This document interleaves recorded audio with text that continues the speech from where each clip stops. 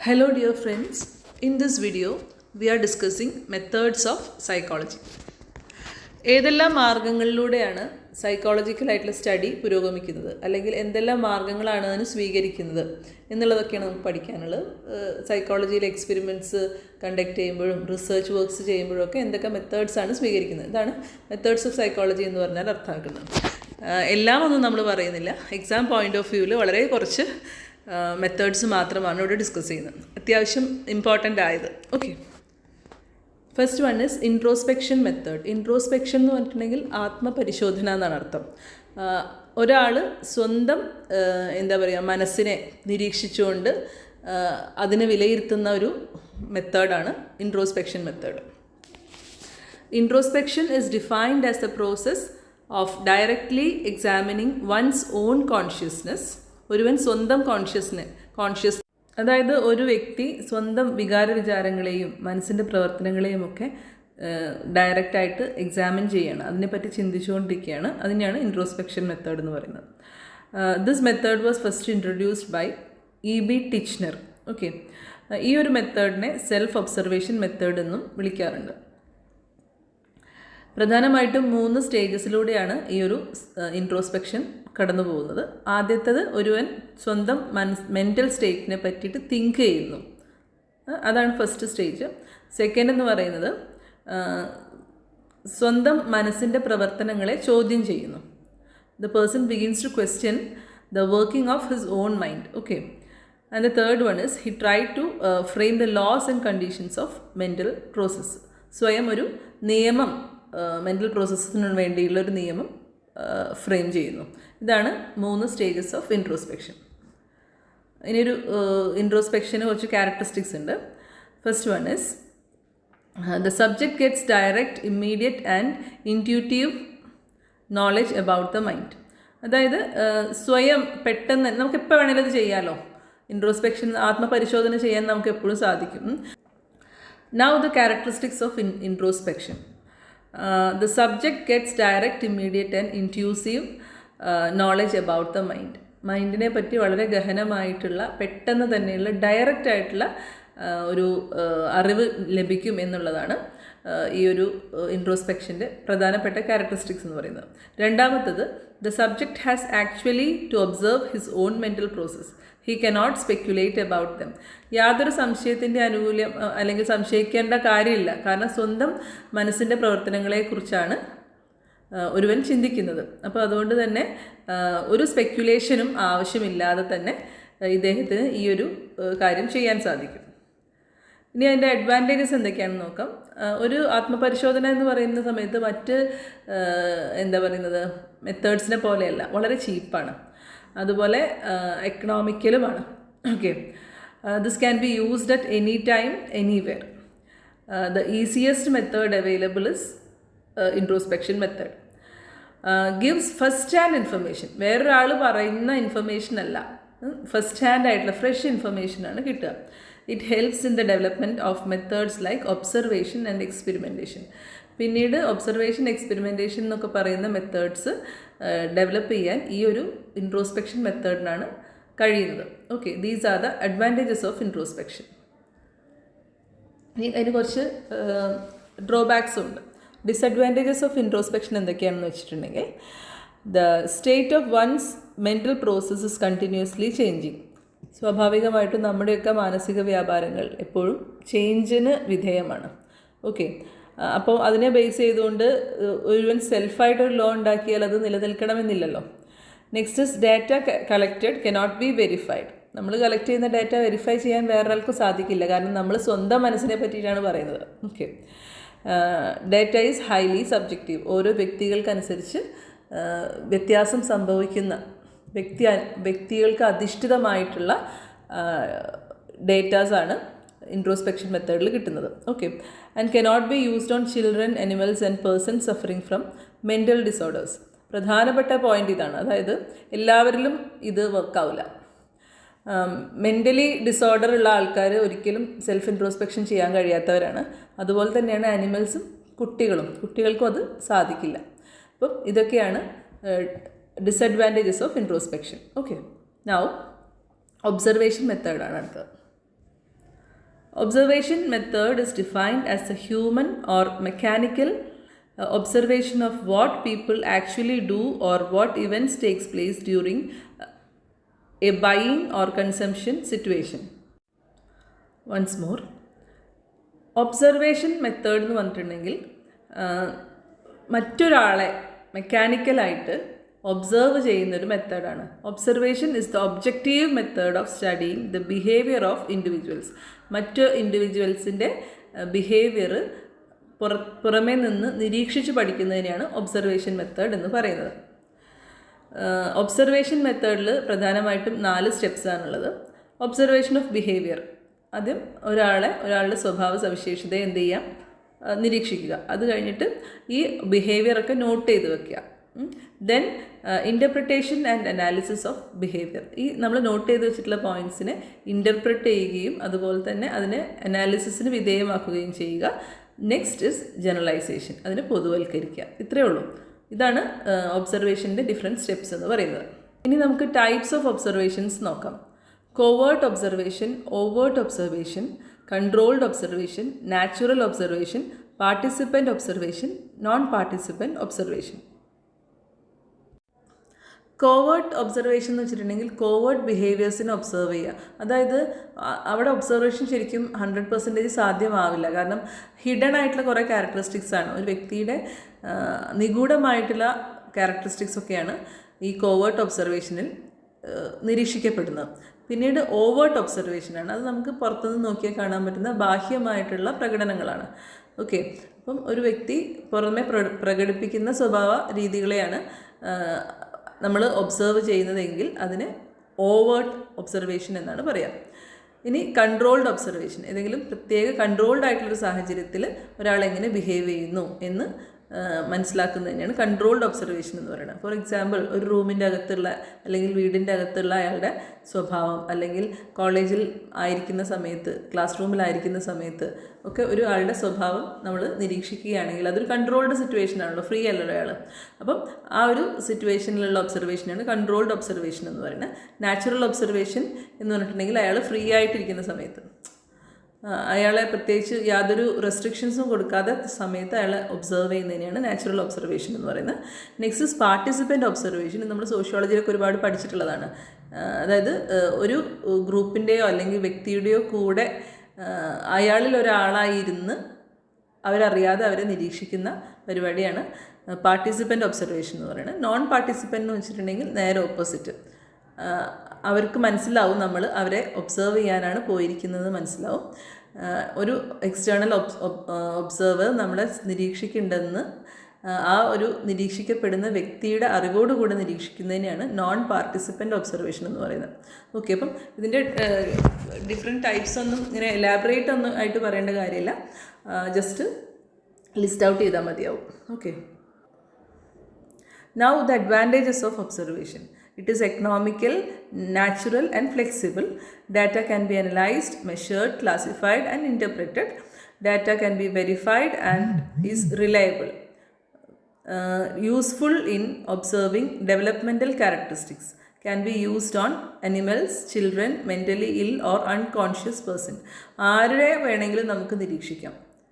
പുറത്തുള്ള ഒരു സൈക്കോളജിസ്റ്റോ സൈക്കാട്രിസ്റ്റോ അല്ലെങ്കിൽ ട്രെയിൻഡ് ആയിട്ടുള്ള ആൾക്കാരൊക്കെയാണ് ഈ ഒരു ഒബ്സർവേഷൻ ചെയ്യുന്നത്. അപ്പം നമ്മുടെ മുൻപിലുള്ള സബ്ജക്റ്റ് ആരാണോ അവരെ നമുക്ക് ഒബ്സർവ് ചെയ്ത് ഇത്തരം നിഗമനങ്ങളിലേക്കും വിലയിരുത്തലുകളിലേക്കും ഒക്കെ എത്തിച്ചേരാൻ സാധിക്കും. Now disadvantages of observation. Problems of the past cannot be studied. അതാണ് ഒരു പ്രധാനപ്പെട്ട ഒരു ഡ്രോബാക്ക് എന്ന് പറയുന്നത്. പണ്ട് നടന്നിട്ടുള്ള കാര്യങ്ങളും കൂടി ആയാലാണ് ഒരാളുടെ സ്വഭാവം ശരിക്കും പഠിക്കാൻ പറ്റുള്ളൂ. അയാളുടെ പ്രീവിയസ്ലി അയാളുടെ ഹിസ്റ്ററി എന്താണെന്ന് അറിയണം. പക്ഷേ ഒബ്സർവേഷൻ എന്ന് പറയുമ്പോൾ ഇപ്പോൾ പ്രസൻ്റ്ലി നടക്കുന്ന കാര്യങ്ങൾ മാത്രമാണ് നമ്മൾ നിരീക്ഷിക്കുന്നത്.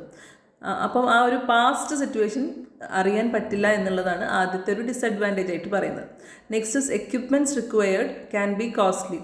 ഈ ഒബ്സർവേഷന് നമ്മൾ ഉപയോഗിക്കുന്ന എക്യുപ്മെൻറ്റ്സ് ചിലപ്പം കോസ്റ്റ്ലി ആയേക്കാം. Requires more time, energy and money. Lacks repeatability. Next is lacks repeatability. വീണ്ടും വീണ്ടും റിപ്പീറ്റ് ചെയ്ത് ചെയ്യാൻ പറ്റില്ല എന്നുള്ളതാണ് ഒബ്സർവേഷൻ്റെ ഡിസഡ്വാൻറ്റേജ് എന്ന് പറയുന്നത്. Cannot study opinions and attitudes. ഒരാളെ ദൂരെ നിന്ന് നോക്കി കാണുന്ന സമയത്ത് അല്ലെങ്കിൽ നിരീക്ഷിക്കുന്ന സമയത്ത് അദ്ദേഹത്തിൻ്റെ അഭിപ്രായങ്ങൾ എന്താണ്, അദ്ദേഹത്തിൻ്റെ ആറ്റിറ്റ്യൂഡ് എന്താണ് എന്നൊന്നും നമുക്ക് അറിയാൻ പറ്റില്ല. അദ്ദേഹത്തിൻ്റെ ബാഹ്യമായ ചേഷ്ടകളാണ് നമ്മൾ ഒബ്സർവ് ചെയ്യുന്നത്. ഓക്കെ, അപ്പം ഇത്രയുമാണ് disadvantages of observation. Next is interview method. Interview method is defined as close face-to-face conversation or a dialogue between the investigator or interviewer and interviewee. ഇവിടെ ഇൻ്റർവ്യൂ മെത്തേഡിൽ പ്രധാനമായിട്ടും 2 വ്യക്തികളാണ് ഉണ്ടാവുക. ഒന്ന് ഇൻ്റർവ്യൂ ചെയ്യുന്ന ആൾ, അയാളെയാണ് ഇൻ്റർവ്യൂവർ എന്ന് പറയുന്നത്. രണ്ടാമത്തത് ഇൻ്റർവ്യൂയി, ആരാണോ ഇൻ്റർവ്യൂ ചെയ്യപ്പെടുന്നത് അയാളെയാണ് ഇൻ്റർവ്യൂവി എന്ന് പറയുന്നത്. ഓക്കെ, ഇവർ തമ്മിലുള്ള ഫേസ് ടു ഫേസ് ആയ ക്ലോസ് കോൺവെർസേഷനെയോ ഡയലോഗിനെയൊക്കെയാണ് ഇൻ്റർവ്യൂ എന്ന് പറയുന്നത്. ഈ ഒരു process social interaction between interviewer and interviewee ആണ്. അവർ തമ്മിലുള്ള സാമൂഹികമായിട്ടുള്ള ഇടപെടലാണ് ഇവിടെ നടക്കുന്നത്. Okay, interview is a verbal communication or two-way conversation between two persons to get information about a problematic situation. ഒരു പ്രോബ്ലം സിറ്റുവേഷനെ പറ്റിയിട്ട് വിവരങ്ങൾ ആരായുന്നതിന് അല്ലെങ്കിൽ ശേഖരിക്കുന്നതിന് വേണ്ടിയിട്ട് നടത്തപ്പെടുന്ന വെർബൽ കമ്മ്യൂണിക്കേഷനെയാണ് എന്ത് പറയുന്നത്, ഇൻ്റർവ്യൂ എന്ന് പറയുന്നത്. നമുക്ക് ഏത് ഡെഫിനേഷൻ വേണമെങ്കിലും എഴുതാം കേട്ടോ.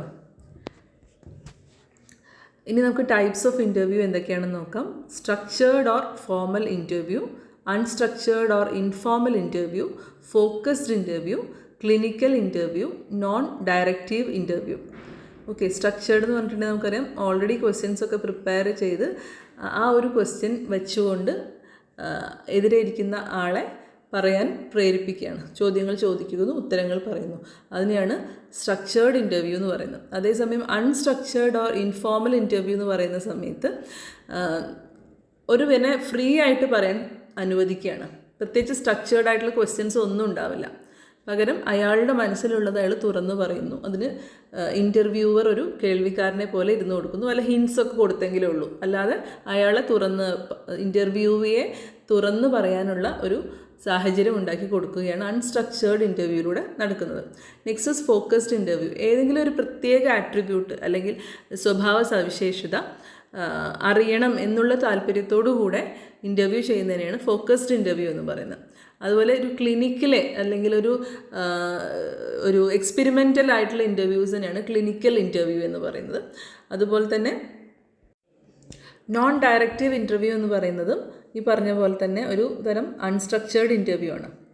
ഓക്കെ, അതായത് നമ്മൾ പ്രീവിയസ് ആയിട്ട് ക്വസ്റ്റ്യൻസ് ഒന്നും ഉണ്ടാക്കി കൊണ്ടുപോകാതെ അവരെ തന്നെ പറയാൻ അനുവദിക്കുന്ന മറ്റൊരു ഫോം ഓഫ് ഇൻ്റർവ്യൂവിനെയാണ് നോൺ ഡയറക്റ്റീവ് ഇൻ്റർവ്യൂ എന്ന് പറയുന്നത്. ഇനി നമുക്ക് അഡ്വാൻറ്റേജസ് ഓഫ് ഇൻ്റർവ്യൂ എന്തൊക്കെയാണെന്ന് നോക്കാം. More personal in nature. 2 വ്യക്തികൾ തമ്മിൽ സംസാരിച്ച് കാര്യങ്ങൾ അപഗ്രഥിക്കുകയാണല്ലോ ചെയ്യുന്നത്. അതുകൊണ്ട് വളരെ പേഴ്സണൽ ആയിട്ടുള്ളൊരു കാര്യമാണ് ഇൻ്റർവ്യൂസ് എന്ന് പറയുന്നത്. Have more validity and reliability. കാരണം ഒരാൾ ഫസ്റ്റ് ഹാൻഡ് ആയിട്ടുള്ള ഇൻഫർമേഷൻ മറ്റൊരാളെ പറ്റി ശേഖരിക്കുകയാണ് ചെയ്യുന്നത്. അതുകൊണ്ട് തന്നെ വളരെയധികം വാലിഡും റിലയബിളുമായിട്ടുള്ള ഒന്നാണ് interview. Can gather in depth information. വളരെ ആഴത്തിലുള്ള വിവരങ്ങളൊക്കെ ശേഖരിക്കാൻ ഈ ഒരു ഇൻ്റർവ്യൂവിനെ കൊണ്ട് കഴിയുന്നു. Unstructured interview is more flexible and adaptive. കുറച്ചും കൂടെ നല്ലതെന്ന് പറയുന്നത് അൺസ്ട്രക്ചേർഡ് ഇൻ്റർവ്യൂ ആണ്. അപ്പോൾ നമുക്ക് ഒരു ക്വസ്റ്റ്യൻസിലേക്ക് കൺഫൈൻ ചെയ്യാണ്ട് അയാളുടെ മനസ്സിലുള്ളത് മുഴുവനും പറയാൻ കഴിയും എന്നുള്ളതാണ് അൺസ്ട്രക്ചേർഡ് ഇൻ്റർവ്യൂവിൻ്റെ പ്രത്യേകത. Okay, now disadvantages of interview എന്ന് പറയുമ്പം they are very expensive, require certain skills, confidential information may get misused, relatively time consuming, interviewer bias, training of field staff is complex. ഇത്രയുമാണ് ഡിസഡ്വാൻറ്റേജസ് എന്ന് പറയുന്നത്. ഇൻ്റർവ്യൂസ് എന്ന് പറഞ്ഞിട്ടുണ്ടെങ്കിൽ കുറച്ച് ചിലവേറിയ ഒരു മെത്തേഡാണ്. അതുപോലെ തന്നെ എല്ലാവർക്കും ഒന്നും ഇൻ്റർവ്യൂ ചെയ്ത് വിജയിപ്പിക്കാൻ കഴിയില്ല. കുറച്ച് സ്കില്ല് വേണം. അപ്പം ഇൻ്റർവ്യൂവിന് ഒരു ടാലൻറ്റ് വേണം. അത്തരക്കാർക്കാണ് നല്ല എഫക്റ്റീവായിട്ട് ഇൻ്റർവ്യൂ കണ്ടക്ട് ചെയ്യാൻ പറ്റുള്ളൂ. അപ്പോൾ എല്ലാവരെ കൊണ്ടും സാധിക്കില്ല എന്നുള്ളതാണ് ഒരു ഡിസഡ്വാൻറ്റേജ്. അത് കഴിഞ്ഞിട്ട് നമ്മൾ വളരെ കോൺഫിഡൻഷ്യൽ ആയിട്ടുള്ള വിവരങ്ങളാണ് ശേഖരിക്കുന്നത്. അത് വേണമെങ്കിൽ മിസ്യൂസ് ചെയ്യപ്പെടാനുള്ളൊരു സാധ്യതയുണ്ട് എന്നുള്ളതാണ് ഇൻ്റർവ്യൂവിൻ്റെ ഒരു പ്രശ്നം. നെക്സ്റ്റ് ഒരുപാട് സമയം കൺസ്യൂം ചെയ്യുന്നു. Next interviewer bias. ഇൻ്റർവ്യൂവർ എന്ന് പറയുന്നത് ഒരു വ്യക്തിയാണ്. അപ്പോൾ അദ്ദേഹത്തിൻ്റെ പക്ഷപാതപരമായിട്ടുള്ള തീരുമാനങ്ങളെല്ലാം തന്നെ ഇൻ്റർവ്യൂവിന് ബാധിച്ചേക്കാം. അതുപോലെ ട്രെയിനിങ് കൊടുക്കുക, സ്റ്റാഫിന് ട്രെയിനിങ് കൊടുക്കുക എന്ന് പറയുന്ന ഒരു കോംപ്ലക്സ് ആയിട്ടുള്ള പ്രൊസീജിയറാണ്. ട്രെയിനിങ് ഇല്ലാതെ ഒരു ശരിയായിട്ടുള്ളൊരു ഇൻ്റർവ്യൂ കണ്ടക്ട് ചെയ്യാൻ ബുദ്ധിമുട്ടുമാണ്. So these are all the disadvantages of interview. Now moving on to the next slide. Experimental method. The word experiment comes from a Latin word to try or to put to test. ഒരു ടെസ്റ്റിന് ഒരാളെ വിധേയമാക്കുക എന്നുള്ളതാണ് experiment എന്ന Latin വേർഡിൻ്റെ അർത്ഥം. Okay, സൈക്കോളജിയിൽ experimental study is use to study the cause and effective relationship regarding the nature of human behaviour. ഒരു വ്യക്തി ഒരു രീതിയിൽ പെരുമാറുന്നുണ്ടെങ്കിൽ അതിൻ്റെ കോസ് എന്താണ്, അതിൻ്റെ കാരണം എന്താണ്, അതുപോലെ അതുകൊണ്ടുണ്ടാകുന്ന ഗുണമോ ദോഷമോ ഇമ്പാക്റ്റ് അതെന്താണ്. ഇതാണ് ശരിക്കും സൈക്കോളജിയിൽ എക്സ്പെരിമെൻ്റൽ സ്റ്റഡി എന്നതുകൊണ്ട് ഉദ്ദേശിക്കുന്നത്. ഒരു എക്സാമ്പിൾ പറയുകയാണെങ്കിൽ the effect of anxiety on behaviour. ഉത്കണ്ഠ കൊണ്ട് സ്വഭാവത്തിന് എന്തൊക്കെ മാറ്റങ്ങളുണ്ടാവും, അല്ലെങ്കിൽ എന്താണ് അതിൻ്റെ effect. Okay, so there are different steps in an experimental method. First one is of course starting the problem. Okay, പിന്നെ ഹൈപ്പോത്തസിസ് ഫോർമുലേറ്റ് ചെയ്യുക, അതിനുശേഷം ഇൻഡിപെൻഡൻറ്റും ഡിപ്പെൻഡൻറ്റുമായിട്ടുള്ള വേരിയബിൾസിനെ കണ്ടെത്തുക, ആ എൻവയോൺമെൻറ്റ് അറേഞ്ച് ചെയ്യുക, എന്നിട്ട് റിസൾട്ട് അനാലിസിസ് ചെയ്യുക. ഓക്കെ, എന്നിട്ടൊരു സമ്മറിയിലേക്കും കൺക്ലൂഷനിലേക്കും ഒക്കെ എത്തുക. സാധാരണ നമ്മളെല്ലാവരും റിസർച്ചിൽ ചെയ്യുന്ന എല്ലാ സ്റ്റെപ്സുമാണ് ഇതൊക്കെ. അപ്പം these are the different steps in experimental method. Okay, there are certain advantages for experimental method. It follows scientific principles. Replication and repetition can be done. രണ്ടാമതും മൂന്നാമതൊരു കോപ്പി ഉണ്ടാക്കാനും അതുപോലെ തന്നെ വീണ്ടും വീണ്ടും റിപ്പീറ്റ് ചെയ്യാനൊക്കെ സാധിക്കുമെന്നുള്ളതാണ്. Find out cause and effect relationship. Data is reliable and verifiable. വിശ്വസിക്കാവുന്നതും അതുപോലെ തന്നെ വീണ്ടും വീണ്ടും വെരിഫൈ ചെയ്യാവുന്നതുമായിട്ടുള്ള ഡേറ്റയാണ് ഇതിൽ നിന്ന് കിട്ടുന്നത്. These are the advantages of experimental method. Now the disadvantages of experimental method. All problems of psychology cannot be studied in experimental method. ഇതാണ് അതിൻ്റെ ഒരു പ്രധാനപ്പെട്ട ഡിസഡ്വാൻറ്റേജ് എന്ന് പറയുന്നത്. And it is costly and time consuming too. It fails to study the behavior in natural conditions. Natural കണ്ടീഷൻസിൽ സ്വഭാവത്തെ പറ്റി പഠിക്കാൻ ബുദ്ധിമുട്ടാണ്, അല്ലെങ്കിൽ കഴിയില്ല എക്സ്പെരിമെൻ്റൽ മെത്തേഡിൽ. അത് ഒരു കൺട്രോൾഡ് ആയിട്ടുള്ള സിറ്റുവേഷനിൽ മാത്രമേ കഴിയുള്ളൂ. കാരണം ഒരാളെ എക്സ്പെരിമെൻ്റ് ചെയ്യുന്നു എന്നുള്ള പേരിൽ തന്നെ ഒരു സ്ഥലത്ത് കൊണ്ടിരുത്തുന്നത് തന്നെ ഒരു കൺട്രോൾഡ് സിറ്റുവേഷനാണല്ലോ. അയാൾ സ്വാഭാവികമായിട്ടുള്ള രീതിയിലല്ലല്ലോ പെരുമാറുക. ഓക്കെ, അപ്പോൾ അതുകൊണ്ട് തന്നെ കൺട്രോൾഡ് ആയിട്ടുള്ളൊരു സ്ഥലത്ത് മാത്രമാണ് നമുക്ക് എക്സ്പെരിമെൻ്റൽ മെത്തേഡ് കണ്ടക്ട് ചെയ്യാൻ പറ്റുള്ളൂ. X may Ham the subject. ചിലപ്പം ആ ഒരു പരീക്ഷണത്തിന് വിധേയനാകുന്ന വ്യക്തിക്ക് ദോഷകരമായി തീർന്നേക്കാം ഈ ഒരു എക്സ്പെരിമെൻ്റ് എന്ന് പറയുന്നത്. ഓക്കെ, അടുത്തതായി നമുക്ക് പറയാനുള്ളത് ക്ലിനിക്കൽ ഓർ കേസ് സ്റ്റഡി മെത്തേഡാണ്. കേസ് ഹിസ്റ്ററി മെത്തേഡ് എന്നും വിളിക്കാറുണ്ട്, കേസ് സ്റ്റഡി മെത്തേഡ് എന്ന് പറയാറുണ്ട്, ക്ലിനിക്കൽ മെത്തേഡ് എന്നൊക്കെ പറയാറുണ്ട്. ഓക്കെ, ഒക്കെ സെയിം ആണ് കേട്ടോ. Clinical or case study case history method are in-depth investigations of a single person, group, event or community. ഏതെങ്കിലും ഒരു പ്രത്യേക സമൂഹം അല്ലെങ്കിൽ എന്തെങ്കിലും ഒരു പ്രത്യേക ഇവൻറ്റ്, ഒരു ഗ്രൂപ്പ്, ഒരു പേഴ്സൺ, ഇവയെക്കുറിച്ചുള്ള ഡെപ്തായിട്ടുള്ള ആഴത്തിലുള്ള സ്റ്റഡിക്കാണ് കേസ് സ്റ്റഡി എന്ന് പറയുന്നത്. Case studies provide rich qualitative data and high levels of ecological validity. Qualitative ആയിട്ടുള്ള ഡേറ്റയാണ് കേസ് സ്റ്റഡിയിൽ കിട്ടുക. Okay, it AIIMS at studying the cause and basis of people's anxieties, fears and personal maladjustments. അതായത് ഒരു വ്യക്തിയുടെ ജീവിതത്തിൽ ഉണ്ടാകുന്ന ആങ്സൈറ്റികൾ, അദ്ദേഹത്തിൻ്റെ ഭയം, അതുപോലെ തന്നെ അഡ്ജസ്റ്റ് ചെയ്യാൻ പറ്റാത്ത കഴിവുകേട്, ഈ കാര്യങ്ങളെയൊക്കെ പറ്റിയിട്ട് ഡീറ്റെയിൽ ആയിട്ട് പഠിക്കാൻ പറ്റും എന്നുള്ളതാണ് കേസ് സ്റ്റഡിയുടെ പ്രത്യേകത എന്ന് പറയുന്നത്. ഇനി നമുക്ക് കോമ്പോണൻറ്റ്സ് ഓഫ് കേസ് സ്റ്റഡി എന്താണെന്ന് നോക്കാം. പ്രധാനമായിട്ടും പേഷ്യൻറ്റിൻ്റെ പ്രൊഫൈലാണ് ആവശ്യമുള്ളത്. നമ്മൾ പഠിക്കുന്ന കേസ് എന്ന് പറയുന്നത് ഒരു വ്യക്തിയാണല്ലോ, ആ വ്യക്തിയുടെ പ്രൊഫൈല്, ചീഫ് കംപ്ലയിൻറ്റ്സ്, അദ്ദേഹത്തിനെ പറ്റിയിട്ടോ അദ്ദേഹത്തിനോ ഉള്ള കംപ്ലയിൻറ്റ്സ്, അതുപോലെ ഇപ്പോൾ പ്രസൻ്റ്ലി അയാളുടെ ഹിസ്റ്ററി എന്താണ്, സൈക്കാട്രിക് ഹിസ്റ്ററി ഉണ്ടോ, അതുപോലെ മെഡിക്കൽ ആൻഡ് സർജിക്കൽ ആയിട്ടുള്ള ഹിസ്റ്ററികൾ അദ്ദേഹത്തിനുണ്ടോ എന്നുള്ളത് സെർച്ച് ചെയ്യുക, അത് വിലയിരുത്തുക. അതുപോലെ പാസ്റ്റ് ഹിസ്റ്ററി, സൈക്കാട്രിക് ആയതും മെഡിക്കൽ ഹിസ്റ്ററീസും അതുപോലെ തന്നെ സർജിക്കലായിട്ടുള്ള ഹിസ്റ്ററീസും. ഓക്കെ, പിന്നെ ഫാമിലിയുടെ history, in and around family, ഏത് തരം ഫാമിലിയിലാണ് പെടുന്നത്, അച്ഛൻ, അമ്മ, സിബ്ലിങ്സ് ഇവരെ പറ്റിയിട്ടും, വൈഫ് അല്ലെങ്കിൽ ഹസ്ബൻഡ് അവരെ പറ്റിയിട്ടൊക്കെ ഉള്ള മക്കൾ ഒക്കെ പറ്റിയിട്ട് ഡീറ്റെയിൽസ് ആയിട്ടുള്ള വിവരങ്ങൾ ശേഖരിക്കുക എന്നുള്ളതാണ്. നെക്സ്റ്റ് ഇസ് ന്യൂട്രീഷണൽ ഹിസ്റ്ററി, അദ്ദേഹത്തിൻ്റെ ഭക്ഷണശീലങ്ങൾ എന്തൊക്കെയാണ്, personal history, socio economic history, ഇത്തരം കാര്യങ്ങളൊക്കെ ശേഖരിക്കുക. ഇത്തരം കാര്യങ്ങളൊക്കെയാണ് കേസ് സ്റ്റഡിയുടെ കോമ്പോണൻറ്റ്സ് എന്ന് പറയുന്നത്. Okay, next is goals of case study method.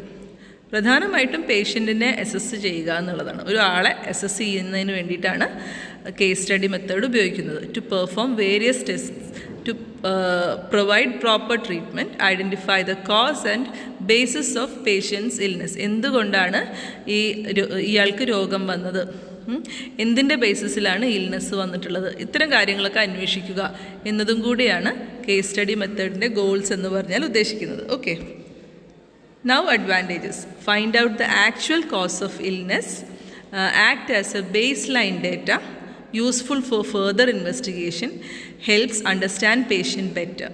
ഇത്രയുമാണ് അഡ്വാൻറ്റേജസ് ഓഫ് കേസ് സ്റ്റഡി എന്ന് പറയുന്നത്. Now disadvantages. Conditions may not permit proper history of collection. Patient may not be cooperative. ചിലപ്പം അദ്ദേഹം ഒരുപാട് ദൂരെ നിന്ന് വന്നിട്ടുള്ള ആളോ അല്ലെങ്കിൽ അദ്ദേഹത്തിൻ്റെ ഫാമിലി ബാക്ക്ഗ്രൗണ്ട്സ് ഒന്നും അത്ര പ്രോപ്പറായിട്ട് ഇൻഫർമേഷൻസ് കിട്ടാൻ ബുദ്ധിമുട്ടുള്ളതൊക്കെ ആണെങ്കിൽ ഇത് വർക്കാവണമെന്നില്ല. ഓക്കെ, അതുപോലെ തന്നെ പേഷ്യൻറ്റിൻ്റെ സഹകരണം ഇല്ലാണ്ട് ഇത് നടക്കില്ല. അപ്പം ഇതൊക്കെയാണ് ഡിസഡ്വാൻറ്റേജസ് ഓഫ് കേസ് സ്റ്റഡി എന്ന് പറയുന്നത്.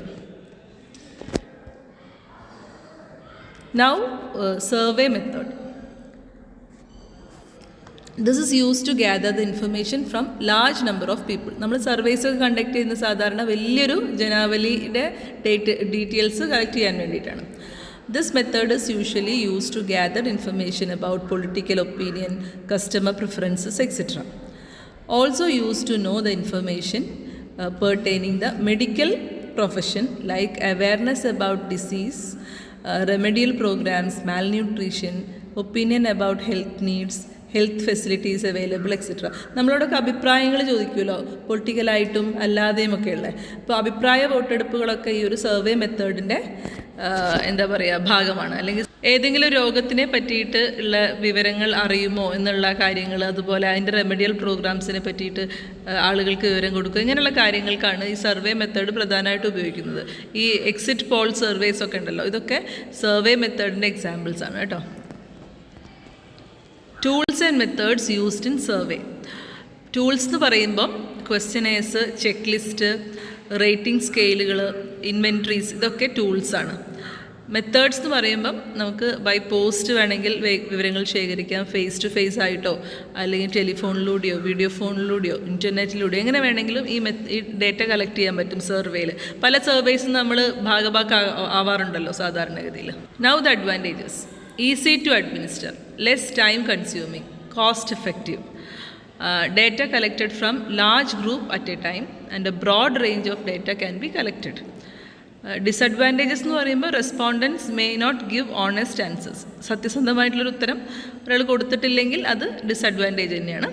അതുപോലെ പുവർ റിലയബിലിറ്റി, വിശ്വസനീയമാവണമെന്നില്ല.